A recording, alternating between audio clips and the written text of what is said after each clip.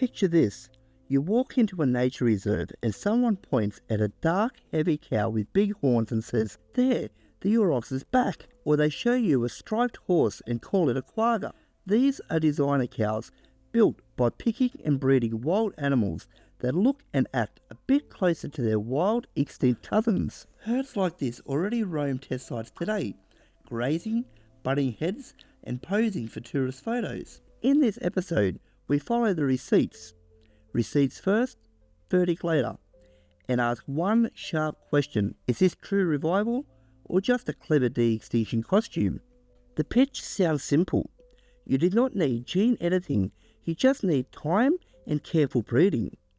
Take tough cattle and horses that are distant relatives of Aurochs and Quaggas.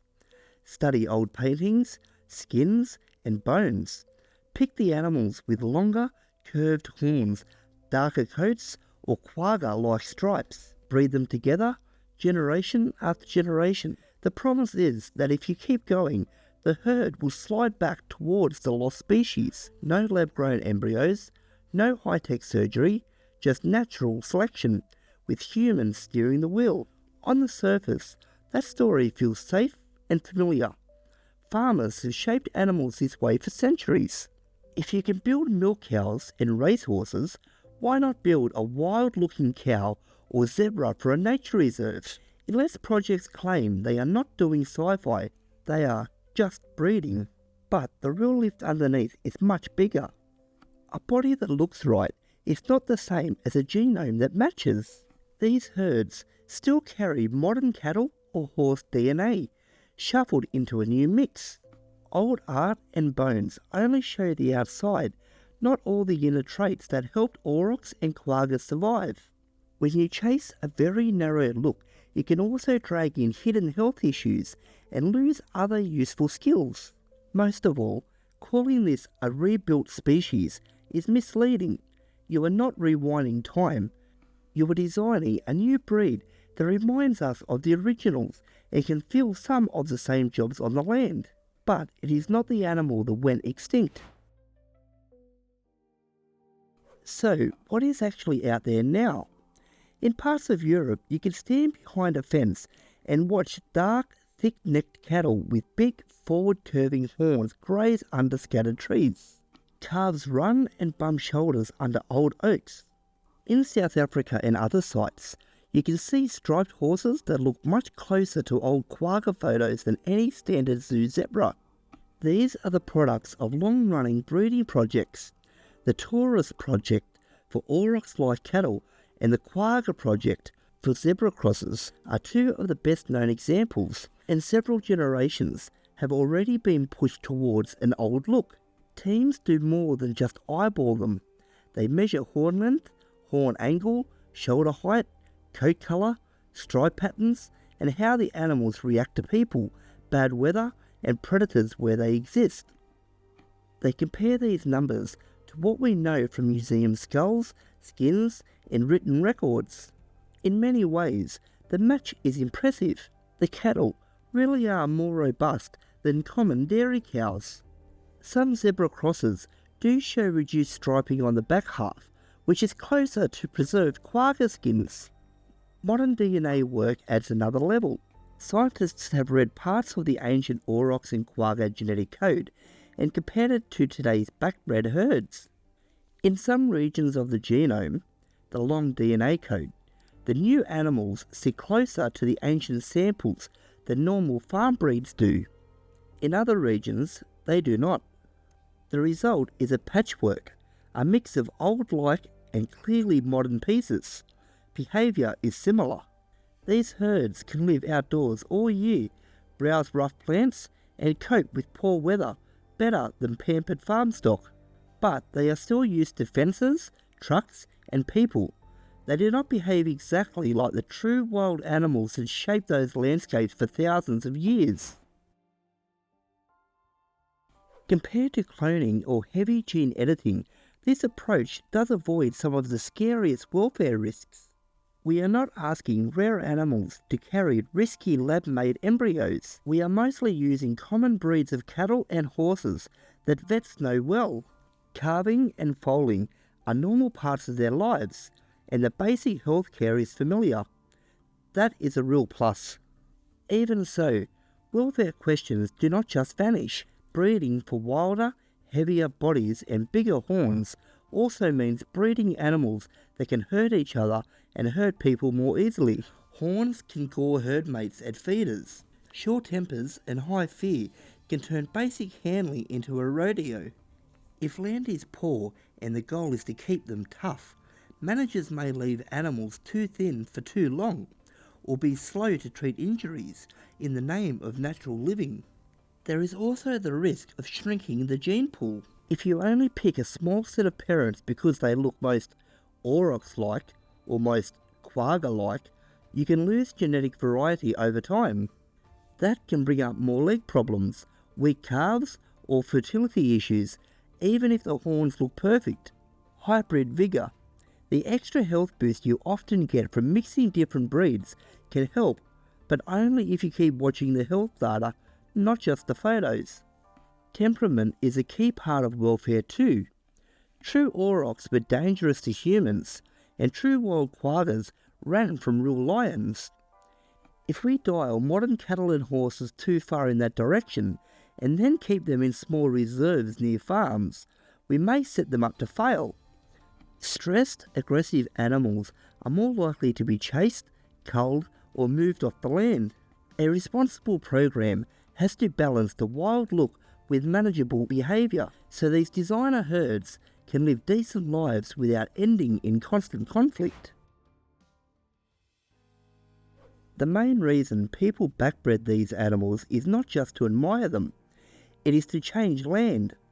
Many open woodlands, grasslands and wetlands evolved with large, tough grazers tearing up soil, snapping branches and cycling nutrients every day. When those big animals vanish, shrubs can close in, fires can change, and some plants and insects lose the spaces they rely on.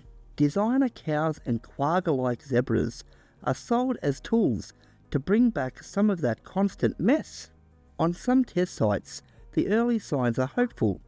These herds break up thick grass mats, create bare patches where wildflowers can sprout, and make muddy spots that draw insects and birds. You might watch a line of cattle push through snow or stand belly deep in wetlands, opening channels other animals then use. Tourists like seeing big, wild-looking animals which can bring in money for local jobs and extra conservation work. On paper, that sounds like a smart double win. But every big grazer comes with a bill, so are staff, vets and winter feed when weather turns bad. If animals escape, they can eat crops, damage young trees, or cause car accidents. That means long talks with neighbours, possibly payouts, and sometimes removals. Laws in each country may also treat these herds as farm animals, not wildlife, which adds tagging and paperwork. Aftercare is where many good ideas stumble. A herd is not a one-time release. Calves keep being born. Numbers climb and crash with seasons and disease. If money runs out or rules are unclear, today's proud wild herd can become tomorrow's overcrowded problem. For these projects to help habitats instead of harm them, managers need clear, long-term plans for numbers, health, and what happens when animals must be moved or killed. Even if welfare and land plans are handled well, there is still one hard wall for de-extinction here: the missing DNA.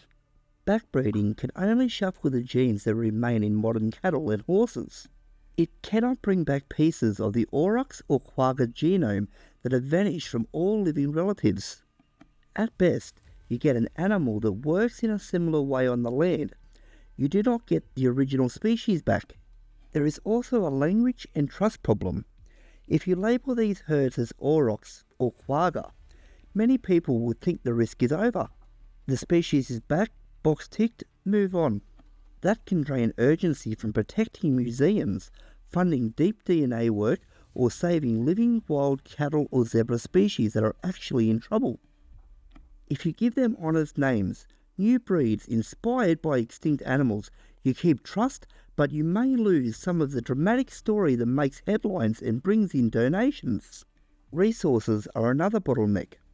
Time, money, and skilled staff spent on breeding and promoting designer herds are not spent on harder tasks like fixing ancient DNA damage, improving embryo work in fragile species, or guarding habitats that still hold real wild herds. Every team and charity has limits. Betting too much on shortcuts can slow down progress on the deep science that true de-extinction would need. Finally, there is a story we tell ourselves about extinction. If people see photos of dark cattle under old oak trees or half-striped horses on a sunny plain and believe the Aurochs and Quagga are back, the word extinct starts to feel softer. It becomes a pause button instead of a full stop. That makes it easier to accept future losses because we think we can always breed something similar later. So how should we place these projects next to classic conservation?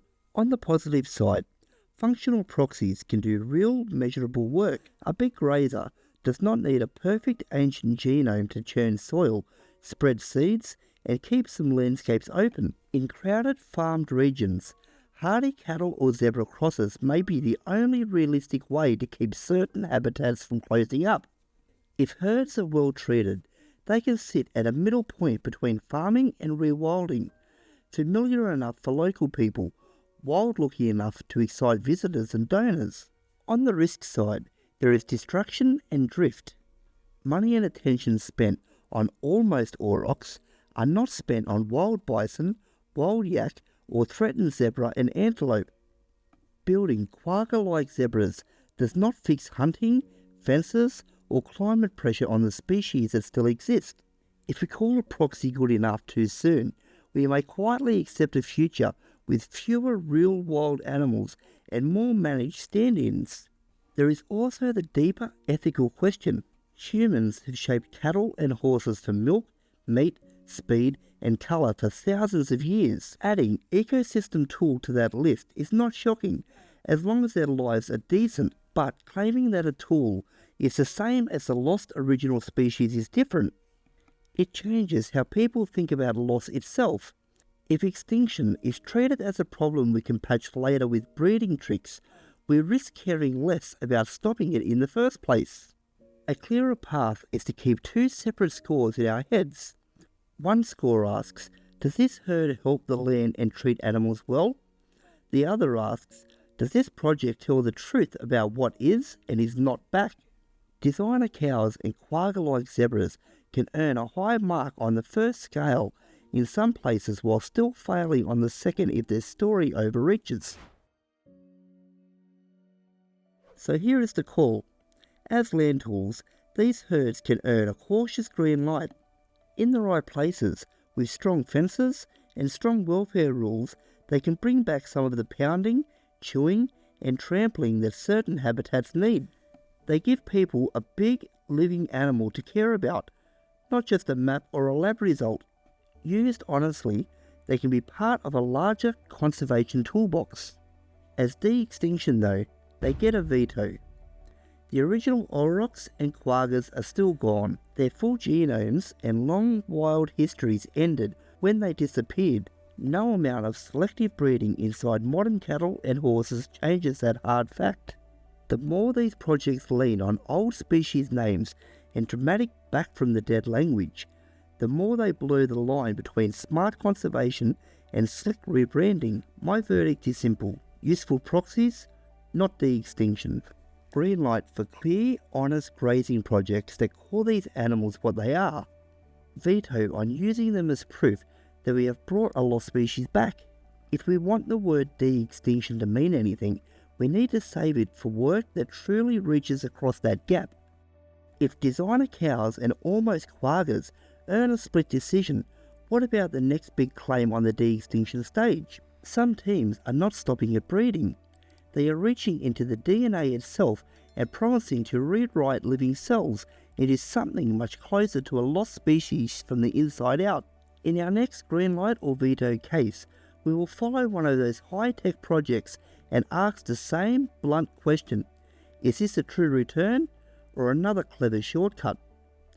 If you want that episode sooner, tell me which de-extinction pitch you trust the least, and we will put its receipts on trial. In the meantime, here's another video I know you'll love. I'll see you over there, and thanks for joining me in this episode of the series.